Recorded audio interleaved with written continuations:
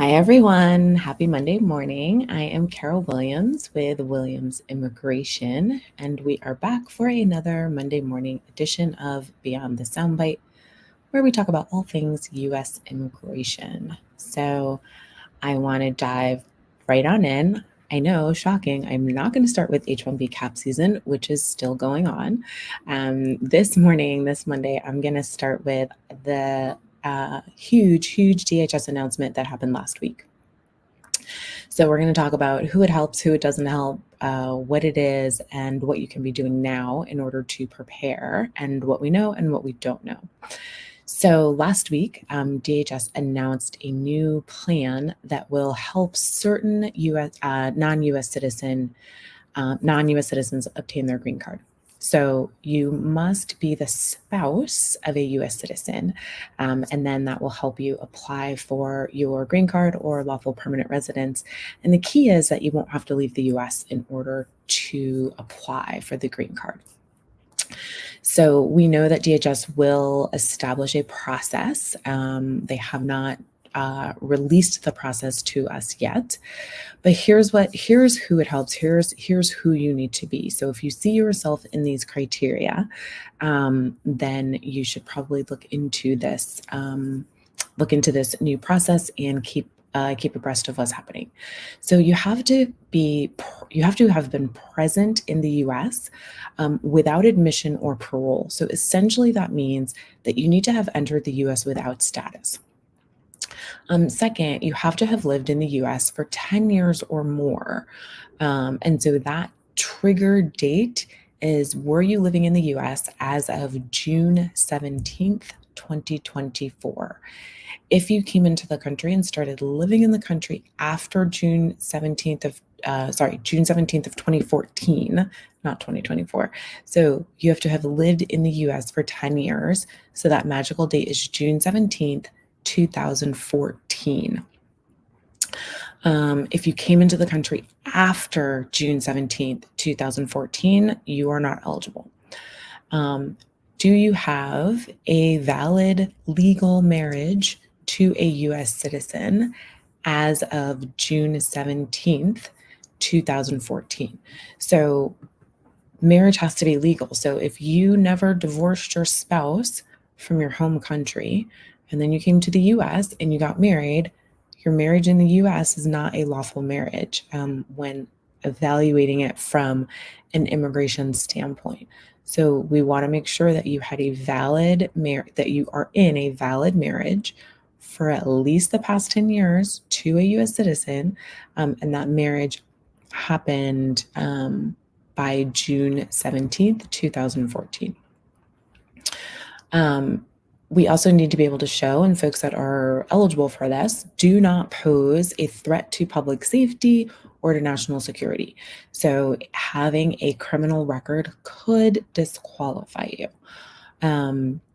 You have to otherwise be eligible for adjustment of status. So if you've got some other stuff going on, this new process might not be it for you as a way to get your green card.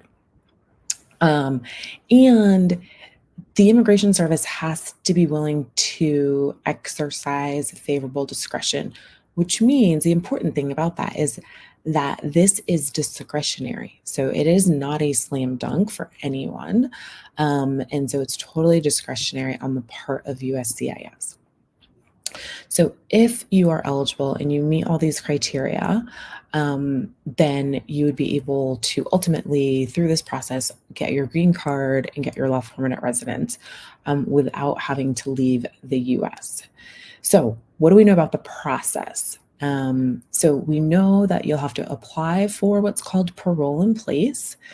And then once that's approved, then you can apply for adjustment of status. And you will not have to leave the U.S.,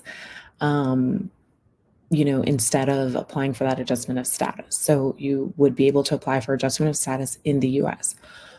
Why is this process good? Why is everybody so excited about it?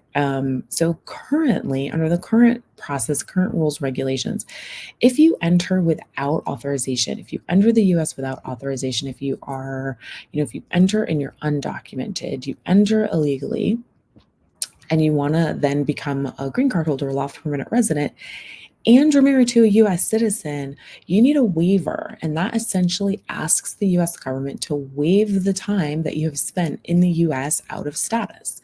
Now, certainly there are requirements and rules and regulations surrounding that waiver application, but waiver applications are not quick. They are not, they're not like a 2-second, well, we'll just get this quickie approved. They are not quick at all. So not having to apply for the waiver is a pretty big deal. Then you don't have to go home to finalize the processing of your green card. So really what's great about this is that it's really trying to keep families together during the application time. And so what is also really good about this is that dependent children are also eligible under this new process to obtain their green card.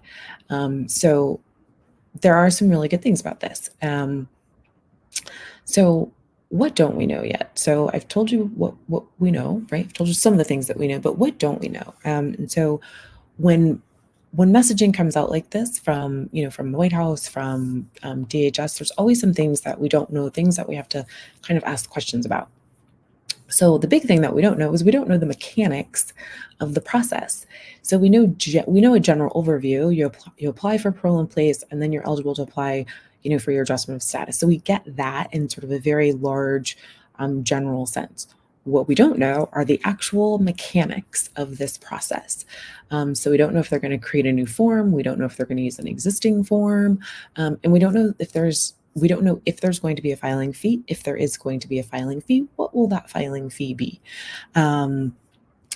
I'm pretty sure there's going to be a filing fee because it is a fee-based agency, right? Like USCIS, runs off of the filing fees. And so they are predicting that 500,000 non-US citizen spouses to US citizens could be eligible for this process. So I don't see DHS processing roughly 500,000 applications with no fee. Call me a skeptic, but I don't see that happening. So those are two big things that we don't know. We also don't know exactly when USCIS is going to begin accepting these applications. So we've heard that maybe by the end of summer, and that is after the regulation is drafted and published. I think that's a very aggressive timeline from announcement to, up and running and able to have regulation drafted and published and a new form done. I think that's a pretty aggressive timeline, but we'll see. I mean, it would be great if it were by the end of summer, but we're already almost at the beginning of July. So we'll see. So those are some of the biggies that we don't know, that of course I will keep you updated on. For 1 minute, let's talk about who's not eligible. So again, if you pose a threat to national security or public safety, you're not eligible for this process. So if you have a criminal background, you may not be eligible for this process. So just keep that in mind. And also, if you have a criminal background, DHS will do what DHS does, which is to detain and place you into removal proceedings. So this is not something you want to sort of go into very lightly. If you do have a criminal background, I would highly recommend that you chat with somebody who is keeping an eye on this new process, to help you through that and and have a conversation with you if you do have a criminal background. Okay. So I, along with a lot of my colleagues, have been getting asked questions about this. When can we start? What can we do now? What should we be doing? People are antsy, and I totally get that. So what can you do now before the filing opens up? If you've been following me for any length of time, I'm a big proponent of always having documents, really, really good documents, right? So what I would say is start collecting your documents. And since we don't know what the filing fee is, start putting money aside for the filing fee. I don't know what it's going to be. I don't have any idea what it will be, or even if there will be a filing fee. Although, again, I highly suspect there will be a filing fee. I don't know what it's going to be. So start putting some money aside. Or take a look at that bank account. Start putting some money aside. Now, in terms of documents, we have had something similar, where we had a date in time in the past and we had to show that people were here in the country, right, as of that date. So, sort of going back to that, here are some documents that I think would be helpful for people to start pulling together. Get a copy of your birth certificate. Get a copy of your marriage certificate here in the US. If you were divorced previously, get a copy of that divorce decree. Doesn't matter if you were divorced in the US or in another country. Get a copy of those 3 documents. And then you want to start getting documents together that show that you've been living in the US since June 17th, 2014. So I have sort of this laundry list of documents that I thought about. So think about school records, school transcripts, lease agreements, mortgages, deeds to homes, bank records, utility bills, medical bills. Sometimes we have to get a little creative, right? We have to get a little creative, right? Because we're talking all the way back to 2014. So think maybe your library card and your browsing, your borrowing history, traffic tickets. Did you overstay? Like at a meter, and you got a ticket for that. Like, well, that means you were here, right? So let's think about these things. What about your Amazon purchases? Where were your purchases delivered, right? Because I know we're all ordering off of Amazon. Okay. I know I have several different addresses that I have things delivered to in my Amazon account. So again, we got to kind of think, a little bit outside the box, be a little bit creative in our thinking. What about your DoorDash and your Uber Eats delivery records? If you subscribe to one of those meal service kits, let's look at that. Is that in your name? Is it in your spouse's name? So think about anything that puts you physically in the US in terms of documents. So that's just kind of a laundry list that I thought of that I wanted to share with y'all. So big takeaways. This is a new process. We don't have the mechanics of how it will work yet. The very aggressive timeline for them to start this is, towards the end of summer. We'll see if that happens. It is really targeted to keep families together. So it's targeted for the spouses of US citizens. Those spouses must have entered the US without status. And remember, the Immigration Service is not accepting applications yet. We don't even know what form they want us to complete, and we don't know the processing times. So if someone is saying to you, pay them and they can get this filed for you in a week, they are wrong. They're 100% wrong. We do not have those mechanics yet. So I will definitely keep you updated in my Monday morning updates. And so that's all I have for that one particular issue. So we're going to end this morning with the H-1B, because we're still in H-1B cap season, and it just wouldn't be me if I didn't talk about H-1B cap. So super quick, super fast on H-1B. We are in the home stretch of H-1B cap season, of the first round of selections. They are due, full applications are due June 30th. So really want to get them filed, this week, so that we're not sort of bumping up against the end of the week.